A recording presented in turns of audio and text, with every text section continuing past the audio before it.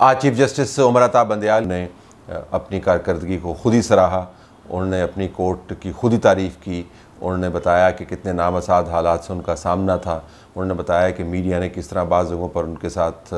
انصاف نہیں کیا، لیکن انہوں نے خندہ پیشانی سے یہ تمام معاملات نپٹائے. انہوں نے بتایا کہ کیسے کورٹ کے اندر شاید 54,000 سے زیادہ کیسز موجود ہیں، لیکن انہوں نے کیسز جو سنے وہ پچھلی جو کورٹس نے سنے کیسز نپٹائے ان سے 2,000 زیادہ ہیں. یہ نہیں بتایا کہ جو 54,000 کے قریب کیسز ہیں جو پھنسے ہوئے ہیں ان کا والی وارث کون ہے. انہوں نے یہ بھی بتایا کہ آئینی معاملات میں الجھایا گیا کورٹ کو یا کورٹ الجھ گئی. پھر انہوں نے بینچ بنانے کی جو تاریخ ہے وہ دہرائی، اس کے اندر اپنے فیصلوں کا خود ہی انہوں نے حوالہ دیا، اور اس کے بعد خود ہی جسٹس قاضی فائز عیسیٰ کا تذکرہ لے بیٹھے اور خود ہی یہ بتایا کہ میں ان کی بڑی عزت کرتا ہوں. تو وہ خود ہی اپنی ہی کورٹ کے بارے میں اپنی ہی کارکردگی کے اوپر خود ہی تعریف کرتے رہے اور خود ہی بتاتے رہے کہ میں اپنے دل کی باتیں کر رہا ہوں. ظاہر ہے وہ کسی اور کے دل کی باتیں تو نہیں کریں گے، اپنے دل کی باتیں کریں گے. تو اگر آپ ان کا بیانیہ دیکھیں تو آپ کو بالکل کسی بھی منسٹری آف انفارمیشن کی ایک ایسی پریس ریلیز لگتی ہے جو انفارمیشن منسٹر نے یا پرائم منسٹر نے خود ہی تحریر کی اور خود ہی پڑھ رہے ہوں. اور یہ توقع ہمیں تھی کہ ایسا ہی کیا جائے گا. جو کرٹیکل انالیسز ہے اس کا کسی میں نہ حوصلہ ہے، نہ کسی کا وہ کیلیبر ہے، اور نہ ہی کسی نے اس معاملے کو ڈائجسٹ کرنا ہے. حقیقت جب بندیال کورٹ کی لکھی جائے گی تو یاد کیا جائے گا کہ کیسے 54,000 کیسز کی پینڈنسی ہے. وہ پینڈنسی عام سائلین کی ہے. آپ نے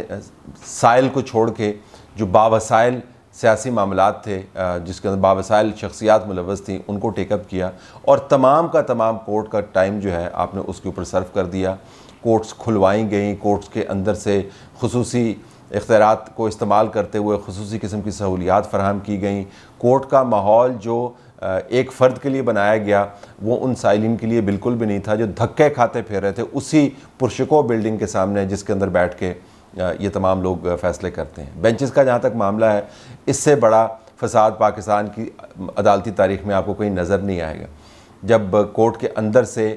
پڑھے لکھے تدبر والے دانشمندی والے جج صاحبان خود آپ کو بتا رہے ہیں کہ بھائی بینچ بنانے کی جو طریقہ اور تہذیب ہے بڑے واضح انداز سے لکھا ہوا ہے، یہ ثواب دیدی اختیار نہیں ہے، یہ اجتماعی ذمہ داری ہے جس کو آپ کو نپٹانا ہے. تو آپ نے ان کو یکسر پرے کر دیا اور جوڈیشل آرڈرز کے ذریعے آپ نے یہ تمام معاملات طے کیے جو ایک ایکسٹریم ڈکٹیٹوریل اتھارٹیرین قسم کی کورٹ کی نشاندہی کرتی ہے. بامر مجبوری ان جج صاحبان کو اپنی ججمنٹس کے اندر لکھنا پڑا کہ کس طرح جب اس قسم کی ایکشنز ہوتے ہیں تو یہ سیاستدان جسٹس کے چوغوں کے اندر بیٹھے ہوئے نظر آتے ہیں، یہ ججز نظر نہیں آتے. جب رجسٹرار کو ہٹایا گیا تو اسی رجسٹرار کو ریٹین کیا گیا، اور ریٹین کر کے اس سے کام کروایا گیا. گورنمنٹ کی ریٹ کی دال کا آپ نے دلیا بنا دیا اور یہ بتایا کہ یہ کورٹ میری ہے اور میں اس کو چلا رہا ہوں. بینچ کے اندر اگر آپ بینچ بنانے کی تاریخ خود ہی پڑھ لیں تو پتہ چل جائے گا کہ بینچ کے اندر جو 3 یا 4 اہم ستون ہیں ان ستونوں کے علاوہ تو پاکستان کی سپریم کورٹ نے کوئی بینچ بنایا ہی نہیں. وہ ستون اگر تھے تو بینچ بنتے تھے، وہ ستون اگر نہیں تھے تو بینچ نہیں بنتے تھے. اسی کورٹ کے اندر سے جو اہم ترین جج صاحبان ہیں سینیورٹی کے زاویے سے، ویسے سارے اہم ہیں، everybody is equal as far as the ججز آر کنسرن، لیکن جو اہم ترین جج صاحبان تھے سینیورٹی کے حساب سے اس سینیورٹی کے پرنسپل کو وائلیٹ کیا گیا اور ان کو کھڈے لائن لگا دی گیا. یعنی مہینوں گزر جاتے تھے تو دوسرے سینئر جج ہیں ان کا کسی بینچ کے اندر نام ہی نہیں آتا تھا اور ان کو ایسے مارجنل کیسز دیے جاتے تھے. اسی کورٹ کے اندر سے جس سینئر جج کی تعریف کر رہے ہیں اس سینئر جج کے ساتھ کیا ہوا، جو مدر ان لا ہے اس کے اوپر تو ہر قسم کی کنسیشن جو ہے وہ دی گئی اس کیس کے اوپر، اور یہاں تک کہہ دیا گیا کہ جج صاحبان کو ایسے کیسز میں جہاں پر ان کے اپنے رشتہ دار انوالو ہوں علیحدہ ہونے کی ضرورت نہیں ہے. اور جو بیگم تھی جسٹس قاضی فائز عیسیٰ کی، جو ان کے بچے تھے جو جسٹس قاضی فائز عیسیٰ خود تھے، ان کو ڈریگ کیا گیا اسی کورٹ کے اندر، ان کی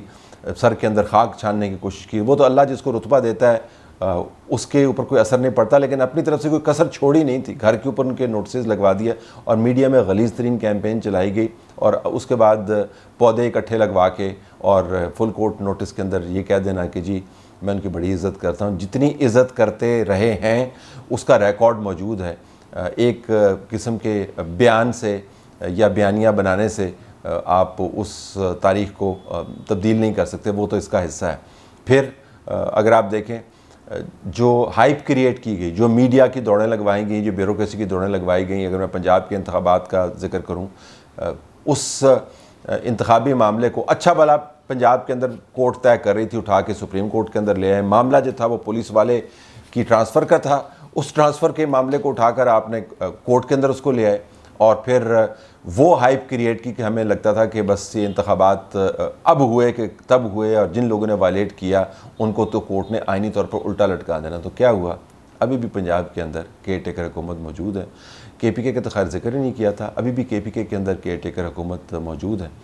پھر جو سب سے بڑی بات ہے اس ہائپ کے علاوہ، جو کیس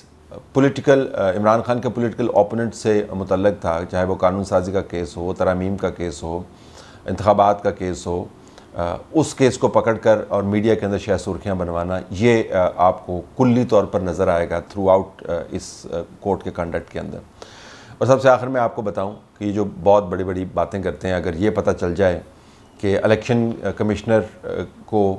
کن کن ذرائع کے ذریعے پیغامات بھجواتے رہے اور کن کن معاملات کے اوپر، اگر یہ پتہ چل جائے کہ پنڈی کے ساتھ واٹس ایپ کے اوپر کیا کیا باتیں ہوتی رہیں، اگر یہ پتہ چل جائے کہ پنڈی کے ساتھ کالیں کر کے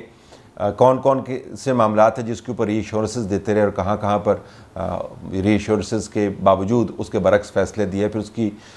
وضاحتیں کیا دیتے رہے، دفاع کیا کرتے رہے کہ میرے جو دائیں بائیں لوگ بیٹھے ہوئے ہیں ان کی وجہ سے سارا کام ہوتا ہے۔ اگر یہ جو مارکیٹ کے اندر بز ہے، یہ ریومر ہے، اگر اس کا 5% بھی یا 10% بھی سچ ثابت ہو گیا اور کبھی وہ میسیجز یا وہ کالز کا جو معاملہ ہے اگر وہ سامنے آ گیا، تو جتنی باتیں وہ دھری کی دھری رہ جائیں گی۔ تو بنیادی طور پر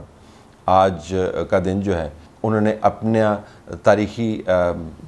جو پرسونا ہے اس کو ایک خاص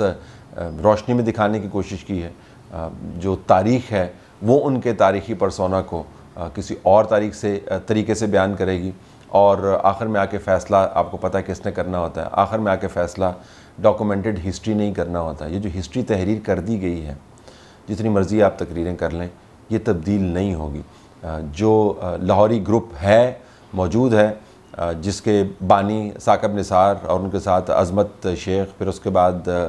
کھوسا صاحب، اور اب چیف جسٹس صاحب بھی اس لائن میں شامل ہونے والے ہیں، یہ بہت سے لوگ ابھی موجود ہیں، اور کورٹ کے اندر حالات جو ان تمام حضرات کی وجہ سے پیدا ہوئے وہ تسلسل سے جاری رہیں گے۔ تو لینڈ مائنز عمران خان کہتے تھے، ان کے منسٹر شیخ رشید صاحب کا بڑا مشہور بیان ہے، اور عمران خان کے قریبی ساتھی بھی کہتے تھے کہ ہم نے لینڈ مائنز بچھا دی ہیں، جس کے نتائج ہم بھگت رہے ہیں اکانومی کے اندر۔ جو جوڈیشل لینڈ مائنز بچھائی گئی ہیں پچھلے کئی سالوں کے اندر، ان کے جو نتائج ہیں وہ اس ملک کو بہت طویل عرصے تک بھگتنے پڑیں گے۔ تو تعریف آپ کرتے رہیں، آپ اپنے دل کے پھپھولے جو ہیں وہ بھی پھوڑتے رہیں، آپ بتاتے رہیں کہ آپ کے ساتھ کتنی زیادتی ہوئی ہے، لیکن جو اس ملک کے ساتھ ہوا ہے یا کیا گیا ہے، اس تاریخ کو کوئی جھٹلا نہیں سکتا۔